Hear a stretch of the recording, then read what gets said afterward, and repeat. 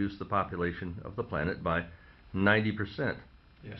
So if we take a look at the population of England, which is about 60 million. 60 million, if we just simply reduced it by, well, 90%, 54 million, then the 6 million remaining could be used as a servant class for the super rich.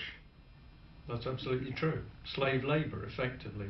But that's what we already are, because we know that we're working for a banking system which is totally fraudulent in its production of money, in the value of money, and in the raising of taxes. We know that we are working in a fraudulent corporate constitution which has been deliberately constructed to deceive the people. The British Constitution Group is doing something that has not been done before, introducing a new constitution, a constitution that has never been laid out since the Magna Carta.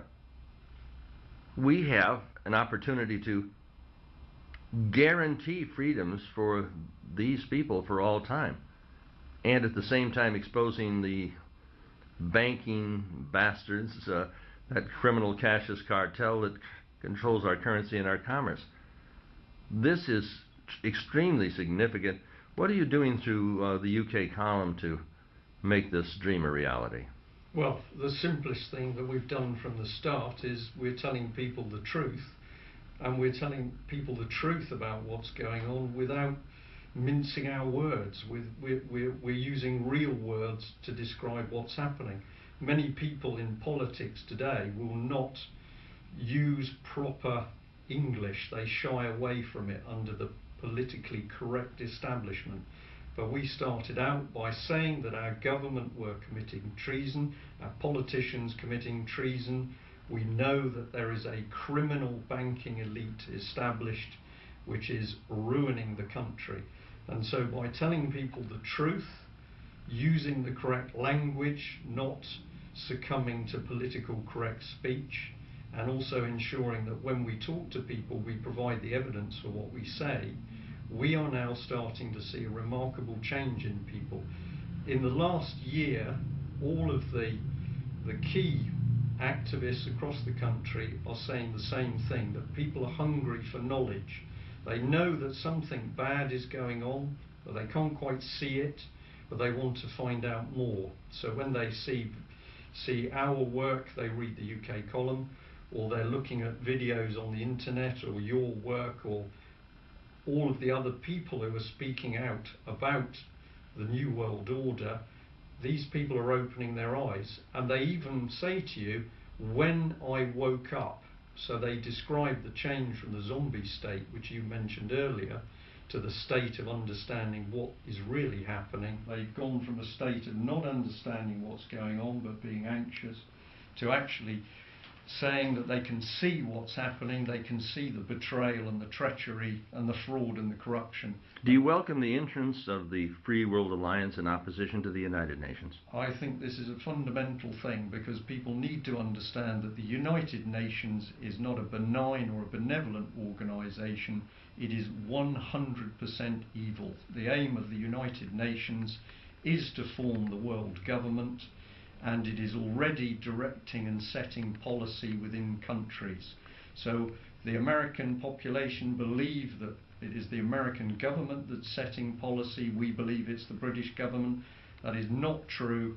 Much of the fundamental policy affecting our lives is coming through from the United Nations. Now, at your meeting, I stood up and unilaterally recognized a nation of 40 million people, a linguistic tribal nation state in Africa, existent within the borders of what is now described as Nigeria. We can recognize these independent tribal, linguistic, racial, religious, and political nation states around the world. Well, it shouldn't be we can. We have we to. Are, we have and to, we shall. We must, because those are the fundamental building blocks of societies, and that is the way the world is supposed to work. We are not supposed to work in political regions where lines have been drawn arbitrarily on a map. This is the con of the United Nations programme, You've mentioned Africa. We already know that there is a movement to break Africa up into regions. Well, this would prevent that and shall prevent that. And the very first nation that we recognized was right there on the floor. Everybody said, yes, Absolutely. we accept it. Yeah. It's simply having an acceptance of the reality that has been denied by the Cassius criminal cartel, the evilarchy. I'm mad as hell, and I'm not going to take it anymore. It's not just Patty Chayefsky.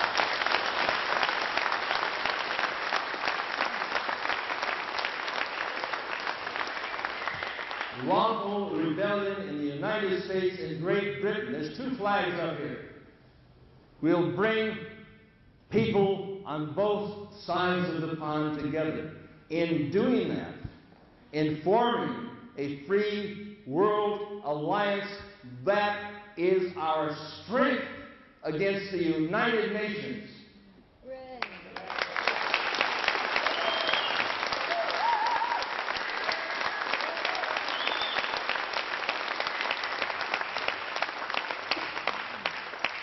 A world free is not united. A world united is not free. I spoke to a black gentleman over here. There's a fellow who spoke, and then there's a fellow who was with him. And I went over and he gave me his card and it said Prince something or other, and I found out he was with the Yoruba tribe. The Klan. The linguistic nation group in Nigeria, which has 40 million people. It's about half the size of England. They're suppressed. And I said, I want to do an interview with you. Let us take this prince, an attorney, who's part of the Yorubas. Let's recognize their linguistic nation state. We recognize them. Hell, let us all recognize them now. We can do that.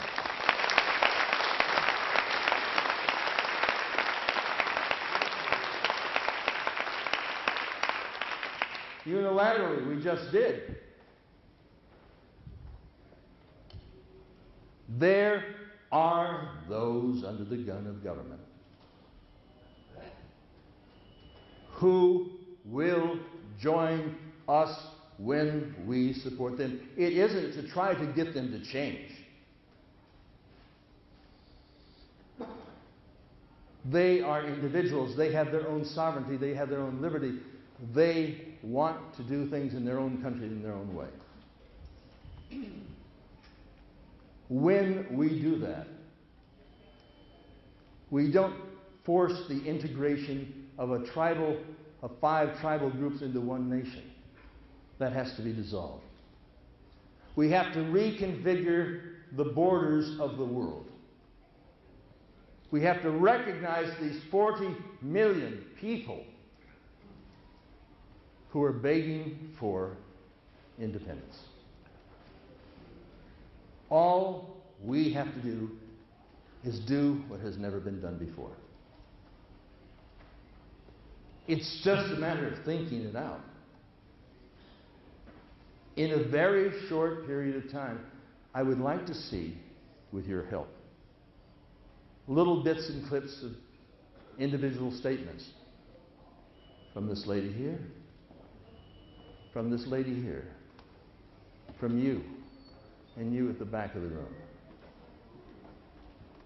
We can easily put in 5,000 to 6,000 to 7,000 clips addressing every single issue of the war that has been conducted against us.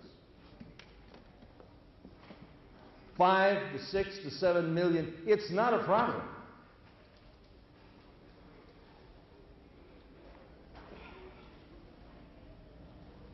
If a million can see a film before a book can be read by one, if a million can see a film before a book can be read by one, We can easily go to that computer. This man right here. He's going to take bits and clips.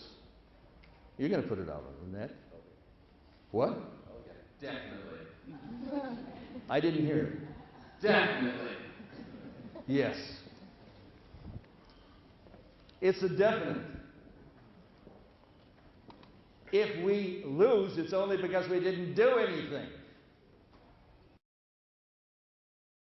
It's a fascist system. It is a fascist system. It is a fascist system. It is a